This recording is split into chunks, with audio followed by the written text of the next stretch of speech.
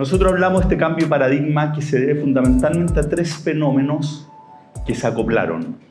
El primero, la cuarta revolución industrial, todo el tema tecnológico con la velocidad de cambio que hoy está teniendo muy superior a nuestra capacidad de adaptación.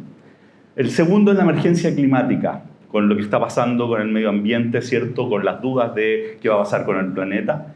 Y el tercer fenómeno, del cual se habla re poco y para nosotros, yo sé que para ti es fundamental, es la crisis de sentido. Esta crisis que se instala con mucha fuerza, particularmente a partir de los años 60. En los años 60 se produce esto que los filósofos hablan, la caída de los grandes relatos, caen estos grandes faros que marcaban hacia dónde ir a la sociedad. La gente queda sin una guía, y al no tener un mañana mejor, se empieza a volver, ¿cierto?, más individualista. Si no hay un mañana mejor lo paso bien hoy. El individualismo llevó a que las empresas empezaran con un marketing bien feroz, ¿cierto?, a impulsar el consumismo, y eso cada vez más profundo. Estos tres fenómenos, entonces, producen lo que llamamos este cambio de paradigma. Ahora la pregunta es, ¿qué hacer? Cuando hay un cambio de estas proporciones, necesitamos replantearnos de qué forma. Y ahí nosotros creemos que la clave está en los jóvenes. ¿Por qué están los jóvenes? Porque si uno mira hacia atrás, cada 10 o 20 años viene apareciendo una nueva generación que viene con ideas que quieren instalar, pero históricamente siempre se encontraron con la generación anterior que les dijo, no ahora, ¿cierto? Cuando seas grande, ahí hablamos, ¿cierto? Entonces, los cambios se producían más lentamente, pero pasó algo especial con la llegada de los millennials. A los millennials, que también venían con ideas bastante distintas a sus padres, ¿cierto? Por estos cambios que estamos hablando, se encontraron con Internet.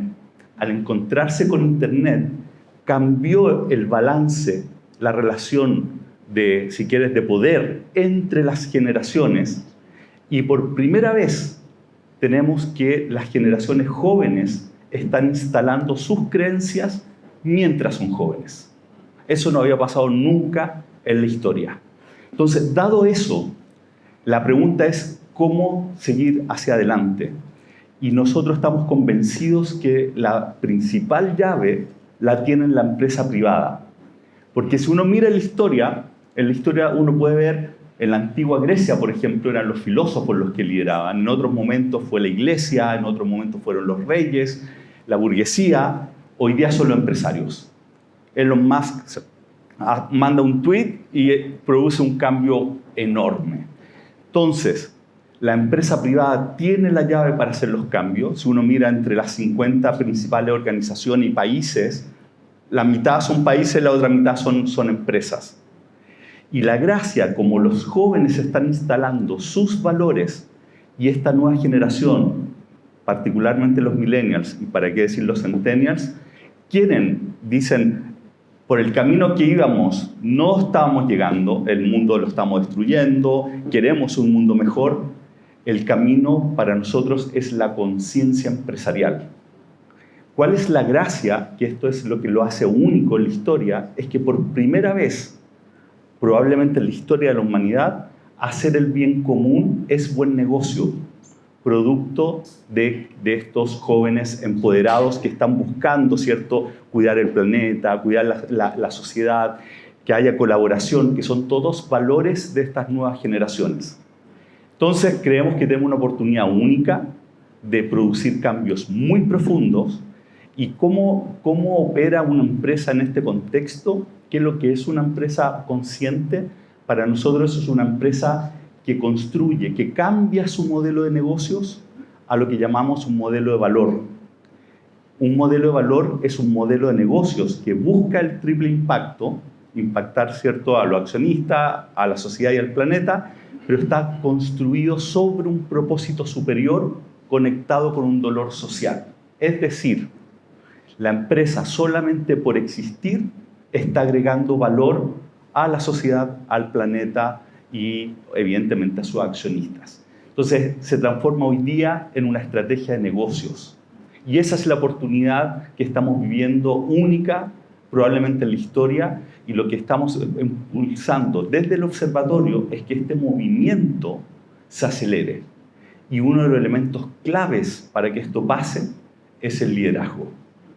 Es el liderazgo consciente. Entonces, con esta introducción me gustaría escucharte tus primeras reacciones y que hablemos sobre liderazgo consciente.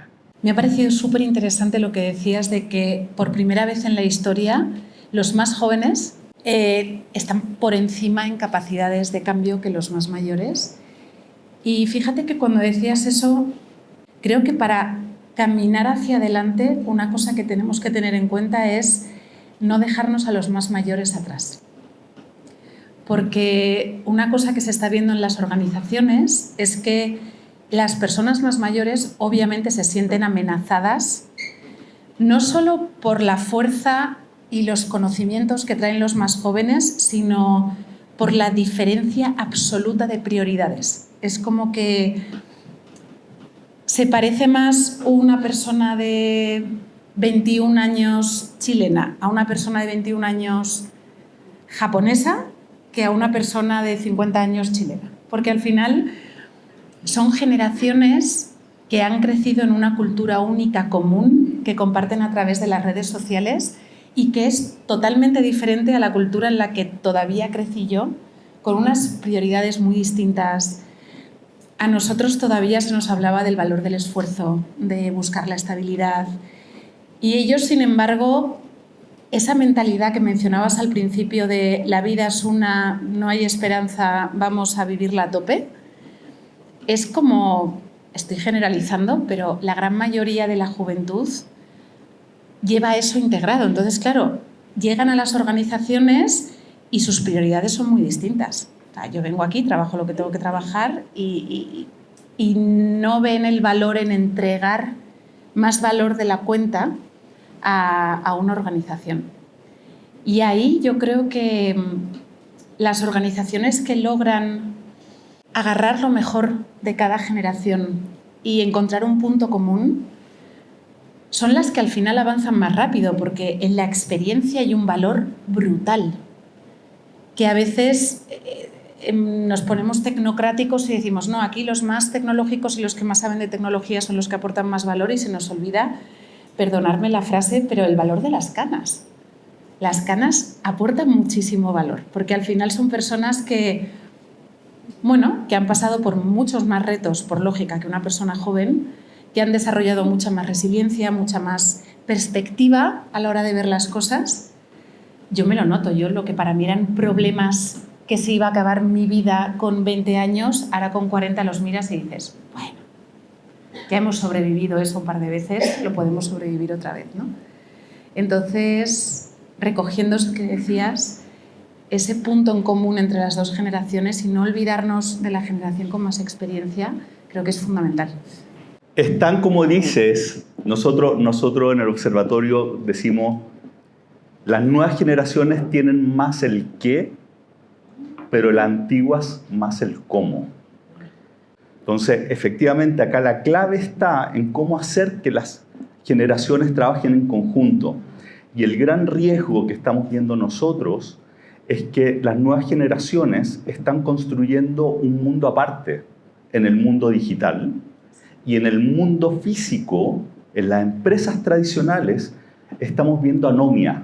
Es decir, los jóvenes que están trabajando en la empresa, le tienes que pagar muy bien para financiar el viaje al sudeste asiático.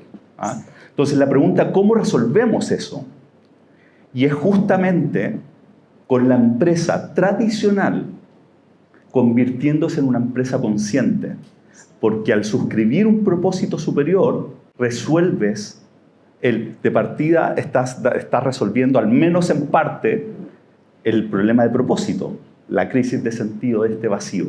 Entonces, justamente el antídoto para que las generaciones trabajen en conjunto, nuestra propuesta es que se vuelvan en empresas conscientes, pero eso requiere hacer un cambio desde el modelo de negocios, desde lo estructural, porque si no, pasan a ser actividades que van por el lado y que no producen el cambio.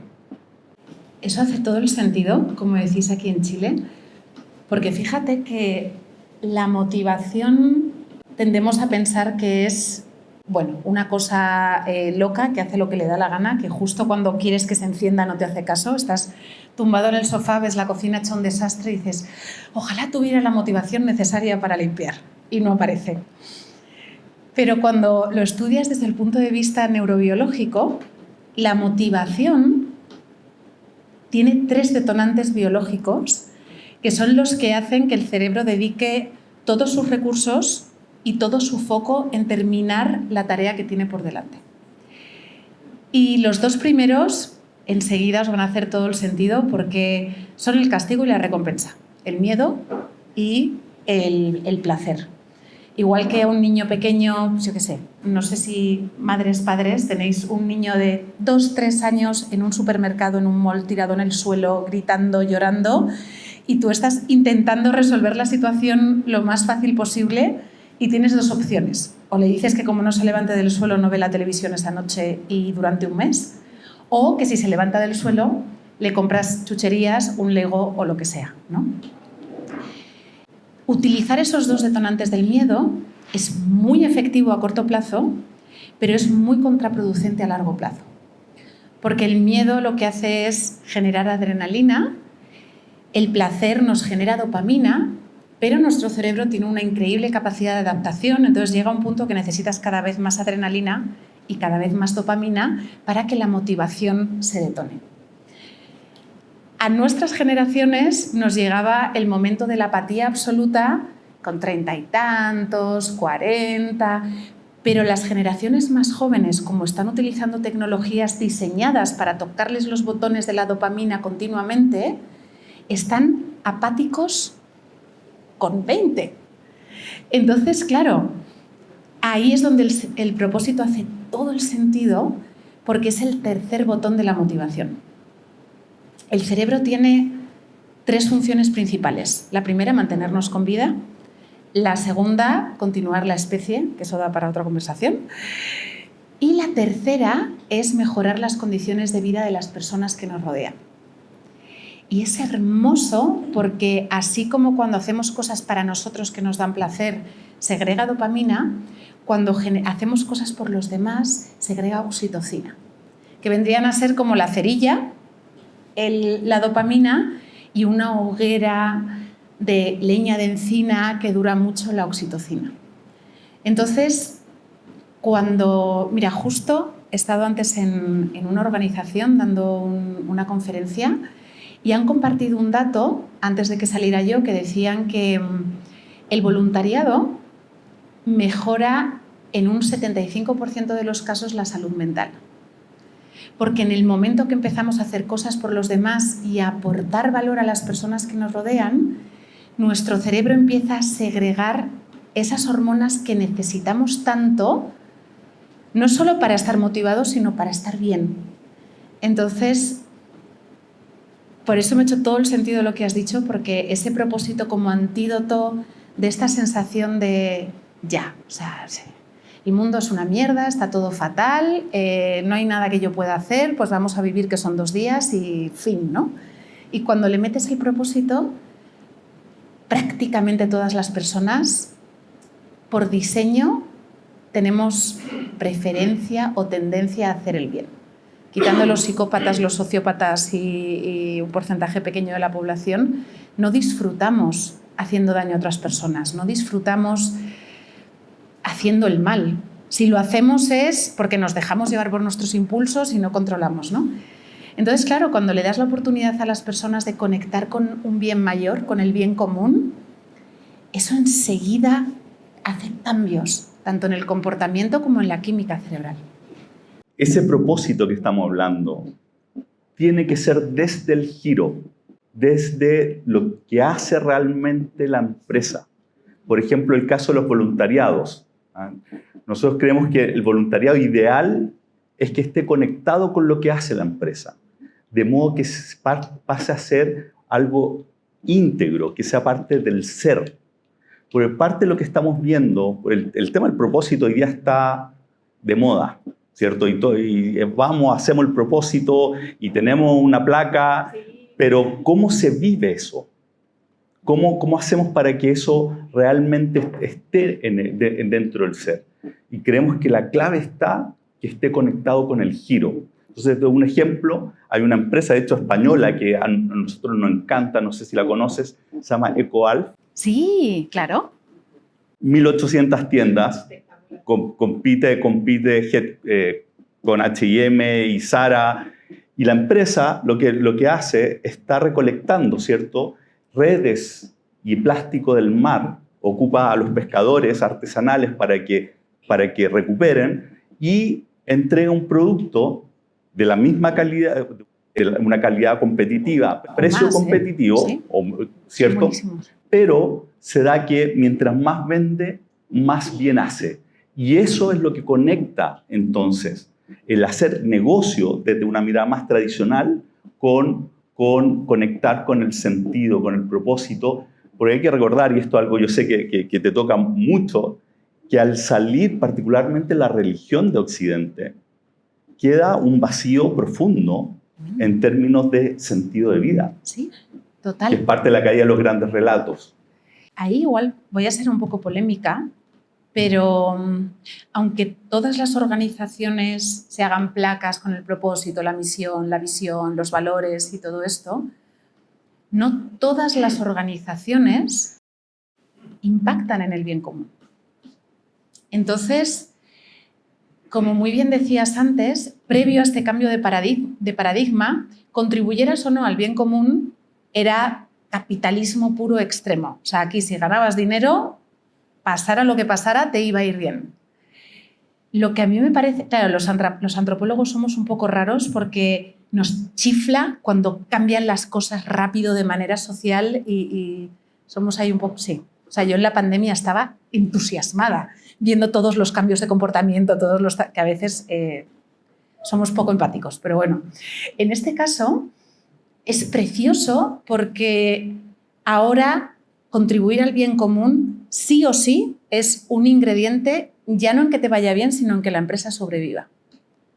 Porque si no tienes un bien común real que compartir con tu equipo para detonar esa motivación, para detonar ese propósito, ese sentido de vida, antes o después, primero te quedarás con el peor talento y luego te quedarás sin talento y sin consumidores.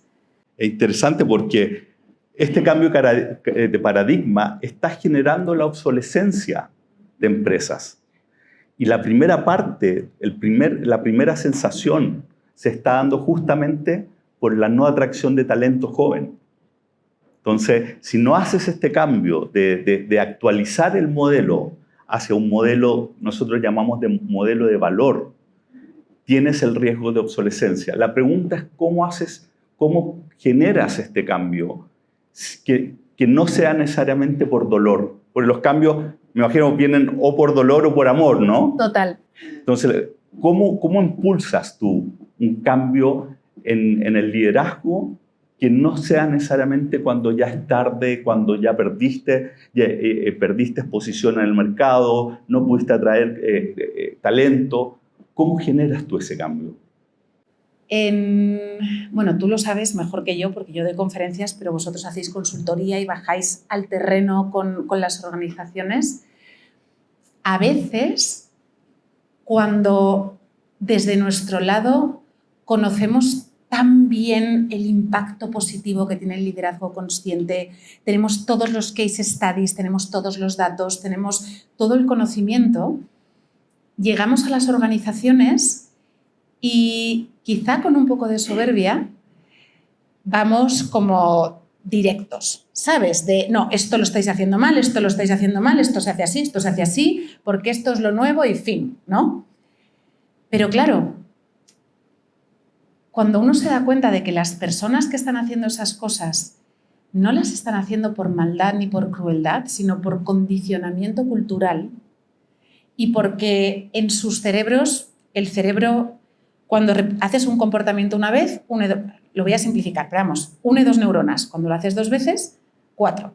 Cuando llevas haciendo algo toda la vida, ha construido una autopista neuronal que ha invertido tanta energía en construir que se resiste con todas sus fuerzas a dejar de comportarse como se está comportando. Entonces, esa persona que tienes delante, que igual es un machista, un racista, o sea, que sus comportamientos son terribles y que hacen muchísimo daño a las personas que le rodean, no es una mala persona de fondo.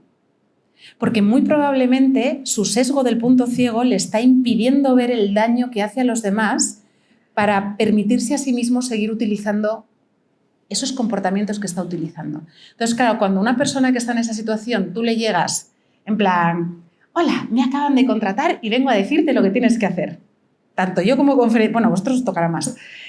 Claro, yo tengo la esta de los brazos cruzados, mira, aquí no tenéis nadie de los brazos cruzados, pero a mí me llevan de pronto a un consejo de administración, con todos la mayoría señores ahí que llevan 30, 40 años en la empresa y claro, todos me miran con los brazos cruzados y dicen, a ver qué viene a contarnos la niña esta. Claro, es que el Botox es lo que tiene. Pero igualmente, claro, ellos, y con toda la razón, porque yo sé mucho de lo mío, pero ellos saben mucho de lo suyo y saben mucho más que yo y conocen a sus equipos. Entonces, cuando tú les llegas desde un sé que lo que estás haciendo lo estás haciendo porque lo llevas haciendo toda la vida y sé que tú quieres dejar un impacto positivo en el mundo porque es un anhelo humano común, ahí te empiezan a escuchar. Y cuando les dices, todo lo que has hecho hasta ahora te ha traído hasta aquí. Y esta organización, 1, está viva y 2, está generando ingresos. O sea que hay cosas que las habéis hecho muy bien. Ahora voy a compartir con vosotros las herramientas para este cómo que ya tenéis establecido, vamos a cambiarle el para qué. Y vamos a darnos cuenta de esas creencias que nos están haciendo hacer las cosas de manera discriminativa sin saberlo, hacerlas conscientes y empezar a tratar a los demás como nos gustaría ser tratados, ¿no? Y en mi experiencia ese ángulo ayuda muchísimo. Ayuda a que te descrucen los brazos cuando pones en valor todo el valor que aportan y luego a que te escuchen con interés porque, quitando a un porcentaje pequeño de la población, todos queremos ser buenas personas. Tú y yo partimos de esa base con razones que van más allá de los negocios, en términos del valor del ser humano y que al final lo que estamos buscando, ¿cierto?, es la trascendencia, es dejar un granito de arena de que el mundo sea mejor cuando termina la historia, este paso por este mundo, ¿no? Pero toda la historia, las décadas anteriores, tú pusiste la misma generación, eso muchas gracias, pero yo estoy en la anterior. Pero tú y yo nos parecemos más en cultura que yo con cualquier persona que esté aquí que tenga 20 años, seguro. En términos, el tema generacional, los valores generacionales a los que nos referimos, efectivamente es un tema mental. Pero en mi generación, el éxito está basado en el en tener cosas, en tener títulos, en la acumulación. Entonces, ¿cómo salir de ahí? Es la gran pregunta. Si es que, y me encantaría escucharte en general, la gente que te está siguiendo, que están tomando tus cursos, ¿es gente joven? ¿Tú estás viendo gentes mayores que están diciendo si hay algo que cambió, nos damos cuenta del cambio y queremos ir más allá? Sí, hay muchísimas, porque es verdad que mi generación quizá fue la que se empezó a dar cuenta mirándoos a vosotros de que... No era el camino.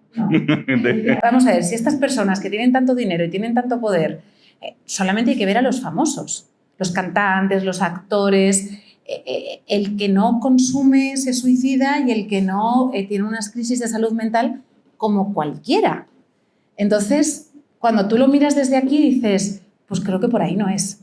Y de hecho yo en mi caso lo experimenté, yo fui a muerte a buscar poder y dinero para ser exitosa y lo único que conseguí fue acabar en una camilla de hospital después de un ataque de ansiedad, descubriendo, gracias a la doctora que me puso un ansiolítico, que mi cerebro ya solo podía ser feliz con medicación. Y ahí fue como, perdón, o sea, llevo 15 años haciendo todo lo que se supone que tenía que hacer para ser exitosa y por ende ser feliz, y no solo no soy feliz, sino que he perdido la capacidad biológica de serlo. Entonces, nuestra generación se ha ido dando cuenta de eso, la vuestra también, pero a mí lo que me parece escalofriante es que la más joven es quizá más materialista en muchas cosas de lo que hemos sido nosotros. Porque, ¿qué pasa cuando pierdes ese sentido de la vida, cuando pierdes esos valores? Que a las personas que sigues en redes sociales, claro, nosotros nos comparábamos con las personas que conocíamos de nuestro entorno, pero ellos se comparan con el mundo entero literalmente y con ese pequeñísimo porcentaje de la población ultra privilegiada que comparte su vida en redes sociales y que encima hacen creer a todo el mundo que es posible. Entonces, claro, esta juventud está buscando un éxito todavía más distópico que el que buscamos nosotros. Y así están. O sea, hay un estudio de McKinsey súper interesante que medía los niveles de salud física, salud mental y salud espiritual de personas de, no sé si eran 30 países del mundo de todas las edades, desde los 18 hasta los 65-70. Los peores marcadores de salud mental eran en personas jóvenes en países ultradesarrollados. Y una cosa que me pareció súper curiosa, que yo no me la esperaba, yo pensaba que la salud mental estaba más relacionada con la salud física, es la relación directa entre la salud mental y la salud espiritual. Directa. Pero es que además ves las gráficas y en el país que hace así la salud mental, en otro valor hace así la salud espiritual. Y te das cuenta de que países en los que la religión sigue siendo pues, uno de esos puntos, países musulmanes, Israel, países latinoamericanos, que todavía la fe se vive con más fuerza quizá que en Europa, tenían mejores marcadores de salud mental que países más evolucionados y más ateos, ¿no? Ahora, tú hablabas de la salud mental en términos de cómo están moviéndose los índices, ¿cierto? Hoy día estamos, de hecho, si uno mira los indicadores, particularmente en los jóvenes, ¿cierto? Desde el 2012 que está subiendo a una tasa brutal, y esto tiene mucho que ver justamente con la tecnología, ¿cierto? Porque el ser humano estamos hechos para que aprendamos, particularmente en la pubertad, en espacios de bajo riesgo, ¿cierto? Cuando estamos jugando a la pelota, yo me enojo, uno me pega, pero nos arreglamos y es de bajo riesgo. Hoy día los jóvenes están pasando el tiempo en las redes sociales, donde las equivocaciones no son gratis, son tremendas, no se borran nunca, ¿cierto? Y eso está generando una epidemia de salud mental brutal, particularmente en los jóvenes. De hecho, probablemente en un tiempo más vamos a mirar hacia atrás y vamos a decir, esto era maltrato infantil, darle un celular a un niño antes de la pubertad, ¿cierto? Esto, Jonathan Haidt, que es psicólogo social, probablemente el líder del mundo hoy día, lo plantea muy bien. Te quería preguntar, ¿tú estás viendo diferencia con los centennials, por ejemplo? ¿Qué cambio estás viendo? La forma de enseñarles, el span de atención hoy día es de pocos segundos, ¿cierto? ¿Cómo cambia? ¿Cómo estás cambiando la forma de llegar a ellos, a estas nuevas generaciones que están pasando en redes sociales desde tan chicos? Pues voy a decir algo que igual suena muy fuerte, pero creo que es una de las irresponsabilidades colectivas más grandes que hemos cometido en la historia de la humanidad.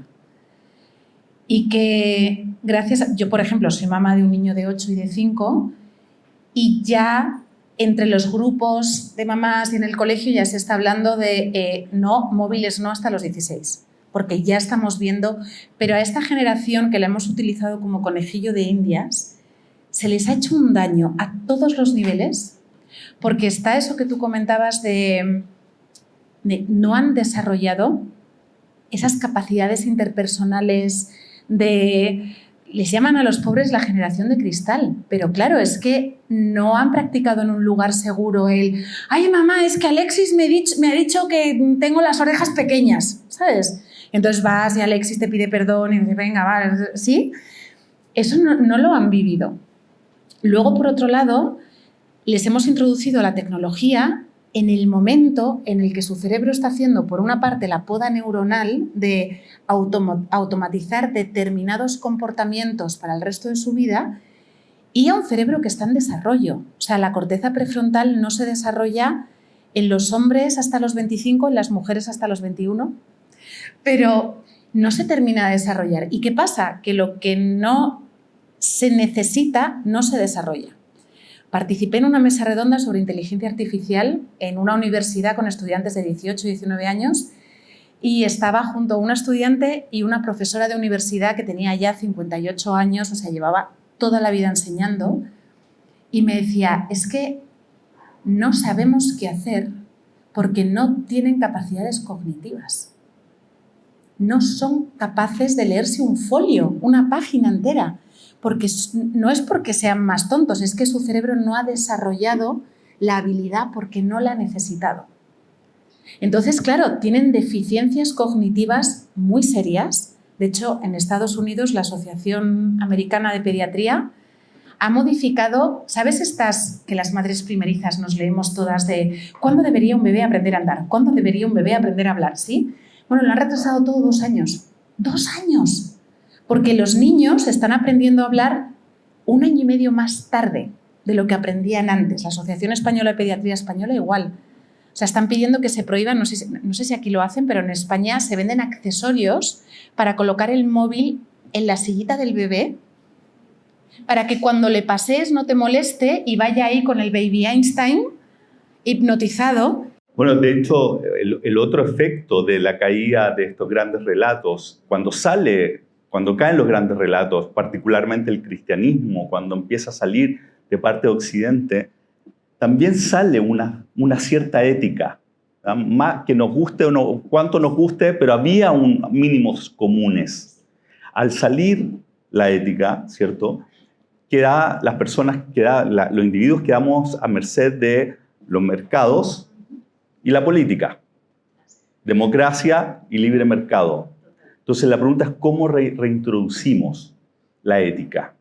Un camino evidentemente es la religión, pero por otra parte creemos que en el corto y mediano plazo, la gracia es que hoy día las empresas conscientes, es decir, las empresas que son éticas, son un vehículo para reintroducir ética en la sociedad.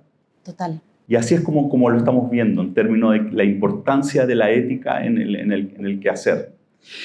Te quería hacer una pregunta, Izanami, porque algo que escuchamos harto cuando hablamos con líderes empresariales, con dueños de empresa, suena a buenísimo esto. Qué lindo, es cierto, es como un poquito los tiempos de los hippies, ¿cierto? Algo como precioso. Pero, ¿qué pasa con el cumplimiento, la excelencia? Porque recuerda que al entrar en esta etapa que es la posmodernidad, salen las verdades más absolutas, ¿cierto? Y ahora mi verdad es lo que yo siento. Entonces, estamos en la era de la posverdad. Y como yo siento una cosa hoy y mañana siento otra, no te tengo que explicar mi cambio de posición. No. Y yo no te lo puedo cuestionar. Y no lo puedes cuestionar, porque si lo cuestionas, estás... Te estoy atacando. Exactamente. ¿Cómo trabajas eso cuando tú impulsas la conciencia? ¿Cómo va de la mano con el cumplimiento, la excelencia, estos atributos que estabas diciendo tú que eran tan importantes en las anteriores generaciones y que no podemos perder porque si no la organización no anda? Pues, gracias a Dios, es súper fácil de convencer hasta el director de riesgos más matemático y más cerrado de mente y de corazón, porque la seguridad psicológica, el tratar bien a las personas de la organización y aportar valor al mundo que te rodea, tiene un impacto directo y medible en la calidad y la cantidad de los resultados de la empresa. Justo hay por ejemplo, un estudio de Gallup, de la consultora, que midieron, creo que fueron 380 organizaciones para comparar sus niveles de seguridad psicológica, y lo que descubrieron es que las organizaciones con más seguridad psicológica tenían un 40% menos de accidentes, que quizá en una empresa de marketing no es algo relevante, pero en una minera sí es muy relevante que haya menos accidentes, un 12% más de productividad y un 27% más de retención del talento. Y esto hace todo el sentido, porque cuando nuestro cerebro activa el miedo, en el momento en el que yo estoy en un entorno en el que me siento rechazado por ser quien soy, nos puede parecer que el rechazo no tiene nada que ver con la supervivencia, pero si yo ahora mismo estoy en un lugar con un conflicto armado o estoy en mitad del desierto de Atacama con vosotras 4, tenemos más posibilidades de sobrevivir si estamos juntas a que si nos quedamos solas, porque podemos hacer turnos para vigilar si vienen animales o si vienen no sé qué. Unas se pueden encargar de la comida, otras... que es como ha sobrevivido la raza humana realmente a lo largo de la historia, ¿no? Entonces nuestro cerebro interpreta el rechazo como un ataque directo a la supervivencia, y de hecho en el cerebro se enciende el mismo área del dolor físico cuando sentimos soledad. Entonces, claro, vivimos en un mundo en el que sentirnos rechazado es muy fácil, porque estamos constantemente siendo bombardeados por todas partes, personales, profesionales, en redes sociales, de que tal y como somos no somos suficientes y que necesitamos más plata, estar más delgadas o tener más pecho o tener un auto mejor. Bueno, aquí no, porque es casi mejor ir con un auto más pequeñito, pero bueno, pero que necesitamos más cosas para recibir el respeto de los demás. Entonces, si yo entro en una organización en la que la seguridad psicológica tiene 4 puntos, es la seguridad de inclusión, que no es solo que me respeten, es que me den permiso a formar parte. La seguridad de aprendizaje, que puedo cometer errores mientras que estoy aprendiendo. La seguridad de contribución, que puedo aportar con mi trabajo y mi jefe no me va a pisar la cabeza por miedo a que yo brille más que él. Y la cuarta es la seguridad de desafío, que pueda decir la verdad cuando sea necesario de manera respetuosa, pero que pueda compartir el conocimiento que tengo desde mi lugar con los demás, ¿no? Cuando no se dan esas condiciones, mi cerebro activa el botón del miedo, y cuando mi cerebro activa el botón del miedo y pone el foco en sobrevivir, envía todos los recursos disponibles, si activamos la lucha-huida, a los músculos de los brazos y de las piernas para huir mejor y para correr más rápido. Pero claro, se los quita al sistema reproductor, al sistema digestivo, al sistema inmunitario y a la corteza prefrontal, que es donde están nuestras funciones más elevadas. Entonces, por fuerza voy a ser menos creativo, voy a colaborar menos. El otro día veía un vídeo, claro, es que soy madre obsesionada con la seguridad de mis hijos, entonces veo vídeos de cómo mantenerlos con vida, y había un vídeo súper interesante de enseñar a los niños cómo defenderse si tú vas a salvar a alguien que se está ahogando para que no te mate. Porque es súper común cuando alguien se está ahogando y tú vas a rescatarle, como está a punto de morir. Claro. Y no es que esa persona sea una asesina, es que su cerebro le dice o este o tú.